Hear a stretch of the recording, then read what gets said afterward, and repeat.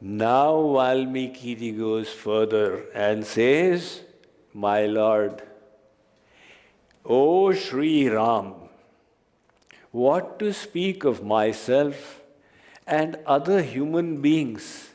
Vidhi Hari Shambhu, even they cannot know you.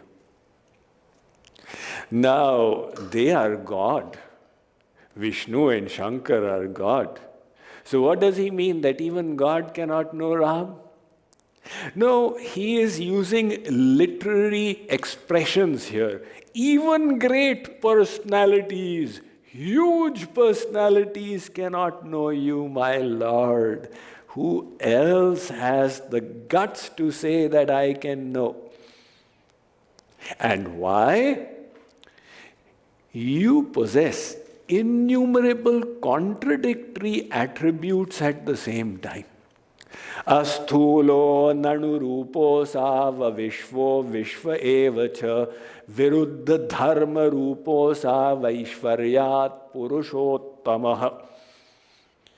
It's just like, take the consonant K of Sanskrit, add the vowel A. Now add the vowel E to it as well. And also put the vowel U and the vowel A and O. Pronounce it. Huh? Pronounce? How can I pronounce it? In the same way, God is the possessor of innumerable contradictory attributes. That is why there is an episode in the life of Shankaracharya. When Shankaracharya came to the planet Earth, all of India had been converted to Buddhism because Emperor Ashok had become a Buddhist. And Jaisa Raja Vaisi Praja, he made everybody Buddhists.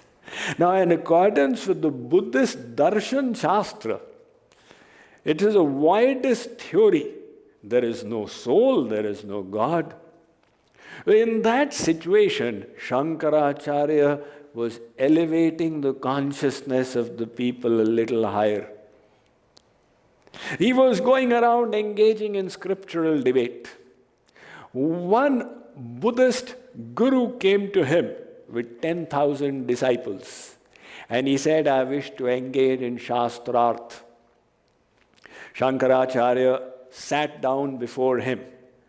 They both sat in silence. The Buddhist Acharya said, you believe in God, can you define God for me? Shankaracharya was quiet. They continued to sit in silence for 1 hour. At the end, the Acharya said, thank you. He left and went. Shankaracharya's disciple said, Gurudev, here was your chance to really make an impact. If you could have convinced him, his 10,000 disciples would also have surrendered. You did not even answer his question. Shankaracharya said, he is learned and very intelligent. His was a trick question. He said, what is the definition of God? If I had given any definition, that would have limited God. See what happens. The next day, the Acharya came and surrendered. He said, your answer or lack of it was very impressive. I am surrendering. That is why in the Yoga Vasisht, which is the dialogue between Vasisht and Ram, Ram now, he is doing Nar Leela, so he pretends. He asks his Gurudev, what is the definition of God? Vasisht is also quiet there. Ram said, Gurudev, I have asked you humbly a question. If you will be kind enough to answer it, what is the definition of God? Vasisht was again quiet. Ram thought maybe Guruji is becoming old. He needs hearing aid. But in those days, there were no hearing aid.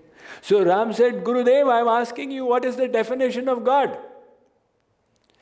Vasisht said, Ram, this chuppi, the silence itself is the definition. What other definition can fit him? The Vedas say, he is further than the furthest. Durat sudure tadihantikecha. He is so far. Big yogis and munis run after him all their lives and they yet can't see his hands and feet. But the same God is so close to us. There is not a hair's breadth of gap between him and us. He is sitting right within. Ya Atmani Tishtati. He is further than the furthest, closer than the closest. He is as hard as a thunderbolt.